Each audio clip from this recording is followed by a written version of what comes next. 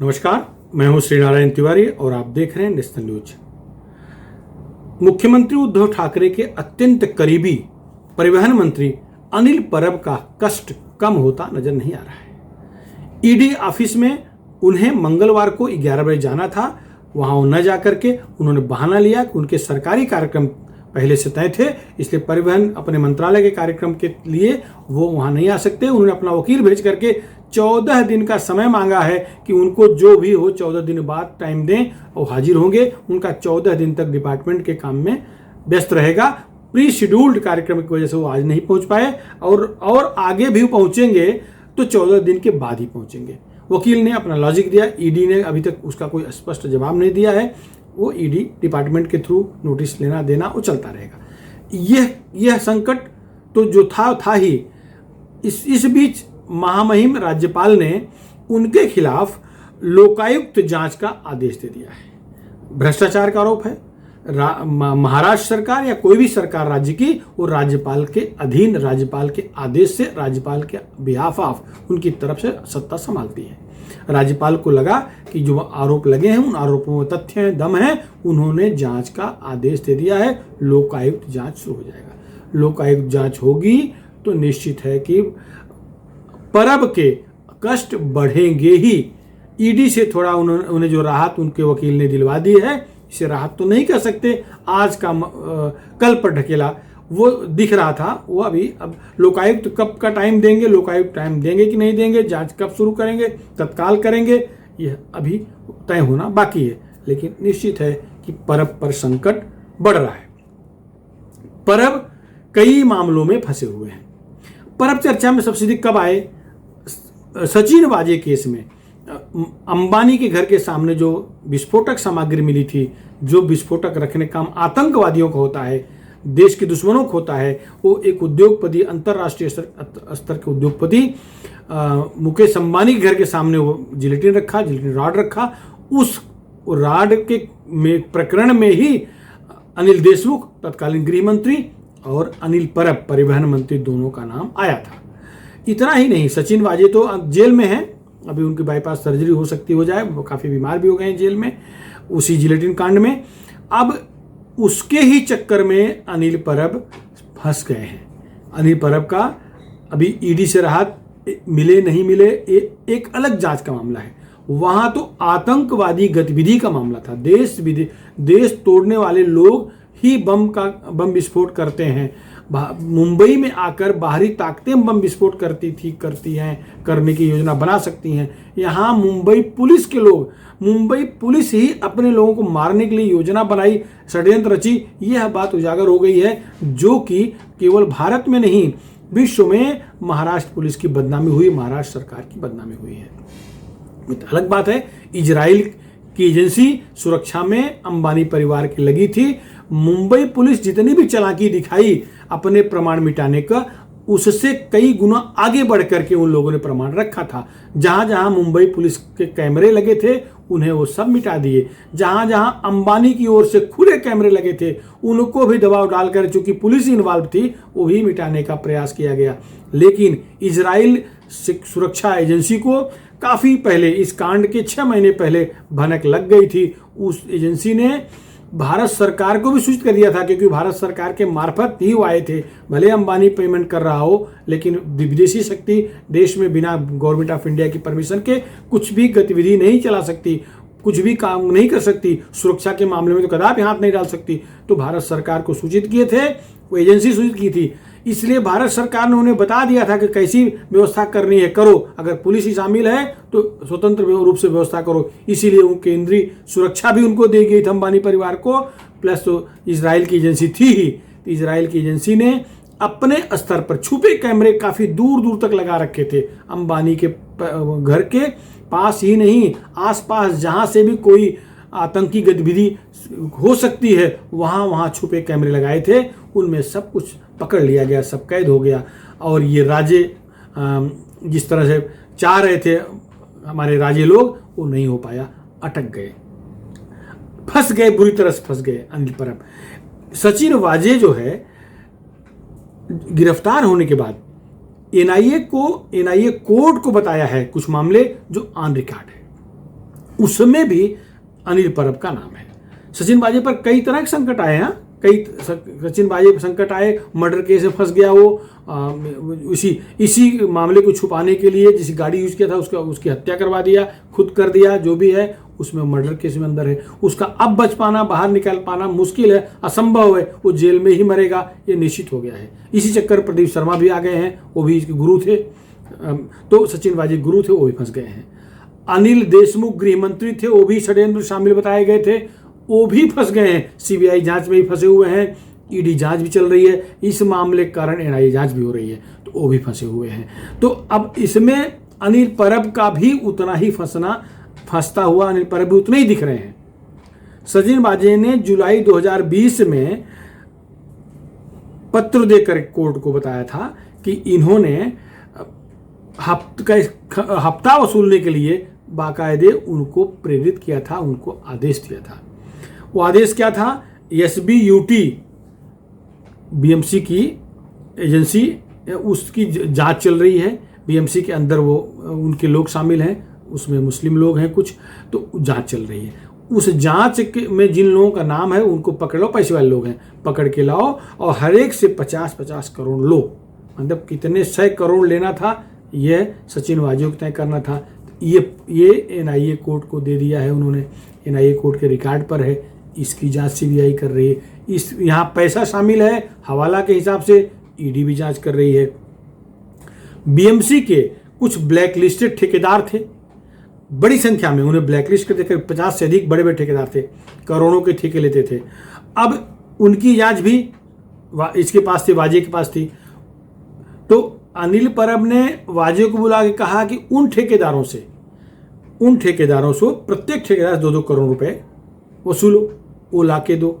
दूसरा मामला, और अनिल देशमुख के जो PA पलांडे और शिंदे पकड़े गए, जिनके पास 7-8 करोड़ का देना लेना स्वीकार करना, वाजे ने ही पैसा दिया, वो बैंक में जमा किया गया दिल्ली में, वो फिर देशमुख के परिवार के पास पहुंच गया वाया कलकत्ता, वो सारा मुद्दा तो है ही है, उसकी जांच चली रही है। साई रिसार्ट जो उनका रत्नागिरी में है, दापोली में, जो इलीगल है, CRZ के तहत है, उसकी भी जांच चल रही है। किरीट सुमैया उसके पीछे लगे हैं, उसमें भी वो अनिल परब का ही साई रिसार्ट है, बड़ा रेस्टोरेंट है, 25-50 करोड़ का इन्वेस्टमेंट है, कहाँ से पैसा आया वो जांच चलेगी। और इसके अलावा RTO जो परिवहन के मंत्री हैं, वहाँ गजानन पाटिल नामक एक RTO सस्पेंड हुआ था, उसने बहुत लेटर दे करके बताया सरकार को कि किस तरह से डिपार्टमेंट में प्रमोशन और निलंबन को खत्म करने के पैसे मांगे जाते हैं, प्रमाण सहित उसने लेटर दिया है। इनको उसकी भी जांच चल रही है, और पुलिस के यहाँ सब एकदम लेटर लिखित तौर पे दिया हुआ है, रिसीव कराया हुआ है, मामला कोर्ट तक पहुंच चुका है, उसकी जांच चल रही है।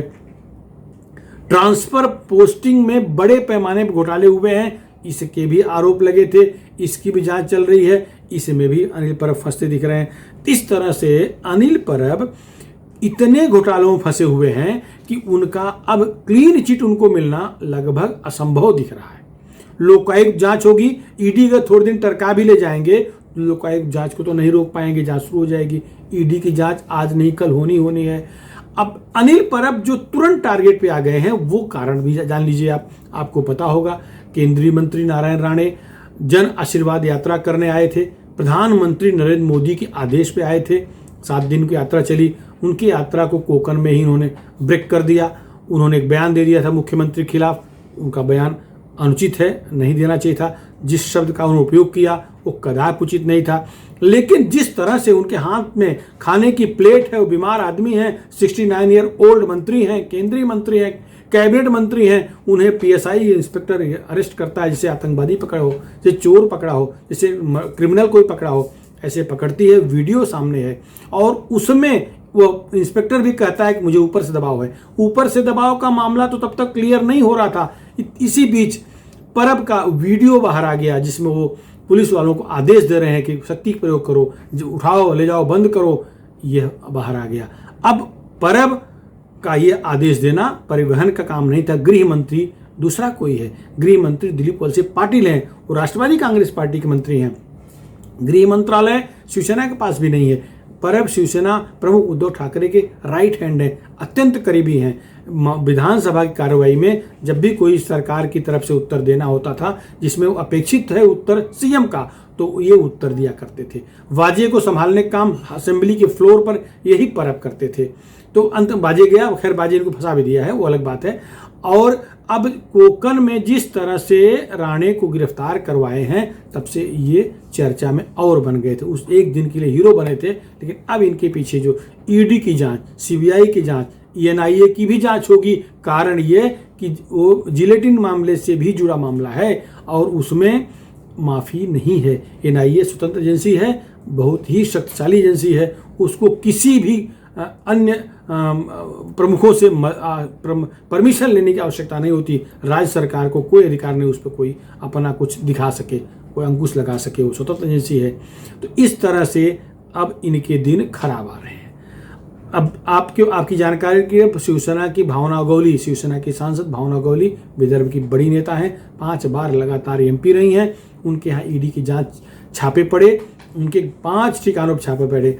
सोमवार को ही अनिल देशमुख के 3 ठिकानों पर छापे पड़े। सोमवार को ही अब वर्धा में परब के बहुत खास परिवहन विभाग के डिप्टी आरटीओ बजरंग खरमाटे के यहाँ छापे पड़े। बहुत सारे मामले एक साथ, बहुत सारे प्रमाण ईडी के पास आ गए हैं। तो अब कितनी भी कोशिश कर लें, कितना भी शिवसेना के नेता संजय राउत, शिवसेना के प्रवक्ता संजय राउत अपने स्तर पर यह कहें कि बदले कार्रवाई के तहत हो रहा है, तो उनको एक समझना पड़ेगा, डॉक्यूमेंट अगर सामने है ईडी के, गड़बड़ी दिख रही है, ऑन रिकॉर्ड प्रूफ हो रहा है, तब क्या करेंगे। अब केंद्र बदला ले रहा है, केंद्र का ये रिएक्शन है। अगर आप मान रहे हैं तो एक्शन तो पहले राज्य सरकार ने किया ना। राज्य की पुलिस ने केंद्रीय कैबिनेट मंत्री को चोर जैसे पकड़ा है, एक्शन तो शुरुआत राज्य सरकार ने किया है, तो रिएक्शन तो होना ही था। मोदी और शाह हैं वो, तो मुझे तो अभी भी आश्चर्य हो रहा है कि जब 2014-15 में शिवसेना और भाजपा महाराष्ट्र की विधानसभा में अलग अलग लड़े थे, उस समय शिवसेना के बड़े बड़े नेता भाजपा के केंद्रीय नेताओं को अफजल खान की फौज कहा करते थे, अफजल खान की सेना कहा करते थे। इसके बाद भी 5 साल शिवसेना के नेता, शिवसेना सत्ता में रही और अफजल खान की फौज चुप रही। इस पर बड़ा आश्चर्य हो रहा है, क्योंकि मोदी और शाह की जोड़ी के बारे में यही कहा जाता है कि ये क्षमा उमा करने की स्टाइल इनकी नहीं है। और चूंकि बाला साहब ठाकरे की शिवसेना आदरणीय स्वर्गीय बाला साहब ठाकरे द्वारा निर्मित यह पार्टी थी, और इस पार्टी का भाजपा के विकास में, महाराष्ट्र में भाजपा के विकास में बहुत महत्वपूर्ण रोल रहा है। बाला साहब की दोस्ती भाजपा के संस्थापक नेताओं में, उदाहरण के लिए एल.के. आडवाणी, आदरणीय अटल बिहारी वाजपेयी, मुरली मनोहर जोशी, प्रमोद महाजन, गोपीनाथ मुंडे, ये जो नेता थे जिन्होंने भाजपा के जन्म से ही साथ दिया है, तो उस समय उन सब के नेता थे बाला साहब ठाकरे, उन सबके दोस्त थे। सब लोग इनको अपने बड़ा भाई के रूप में मानते थे। मुझे याद है एक चाय पीने और प्रधानमंत्री अटल बिहारी वाजपेयी बाला साहब के यहाँ गए थे, वो सम्मान पास में बैठ करके चाय पीते थे। चाय तो उनको होटल में मिल सकती, प्रधानमंत्री वो चाय थोड़ी पीने गए थे, वो चाह पीने गए थे, बाला साहब का प्यार पीने गए थे। तो ये सम्मान जानते हुए मोदी और शाह शिवसेना पर कभी डायरेक्ट अटैक करने के पक्ष में नहीं थे। लेकिन शरद पवार और कांग्रेस के नेता, राष्ट्रवादी शरद पवार और कांग्रेस नेताओं के साथ मिल करके जो धर्मनिरपेक्ष बन गए हैं उद्धव जी ठाकरे, शायद इसके कारण ही उन लोगों की हिम्मत पड़ रही है कि ईडी तुरंत लग गई। अगर इसके बाद भी अगर नारायण राणे पर जिस तरह से कार्रवाई की गई है, पुलिसिया कार्रवाई नियमानुसार होती तो भी शायद यह शंका न होती कि केंद्र बदला ले रहा है। लेकिन अब हम सबको भी ऐसा लगता है कि जो एक्शन हुआ था नारायण राणे के खिलाफ, उसका रिएक्शन है। और शिवसेना और राष्ट्रवादी कांग्रेस पार्टी के 14-15 मंत्री नेता हैं बड़े बड़े, जो ईडी की जांच के दायरे में हैं, पकड़े जा सकते हैं। आज ईडी चाहे अजित पवार को गिरफ्तार कर सकती है। डीसीएम है, डिप्टी उप मुख्यमंत्री महाराष्ट्र के, उनके जो सहकारिता घोटाले हैं सब उनके ईडी के पास हैं, उठा सकती है। लेकिन ईडी फूक कदम रख रही है। ईडी ऐसा जल्दबाजी में कुछ नहीं कर रही है। ये एक्शन था, इसका रिएक्शन तुरंत दिख रहा है, लेकिन निश्चित है कि आगे गिरफ्तारी का अभियान दिखेगा। ठीक है, भाजपा के लोगों को राज्य सरकार नो एंट्री में गाड़ी पार्क करने के आरोप में, सिग्नल तोड़ने के आरोप में ये भी कार्रवाई करेगी, करना चाहिए। इसके तुरंत बाद वहां से रिएक्शन होगा। तो एक्शन रिएक्शन के चक्कर में राज्य की जनता ना दुखी हो, प्रताड़ित हो, इस पर हम सबको ध्यान देना पड़ेगा। फिलहाल इस मुद्दे पर इतना ही है। आप अपनी राय हमारे चैनल पर अवश्य बताएं। पसंद आया हो तो नेशनल न्यूज चैनल को सब्सक्राइब जरूर करें। धन्यवाद।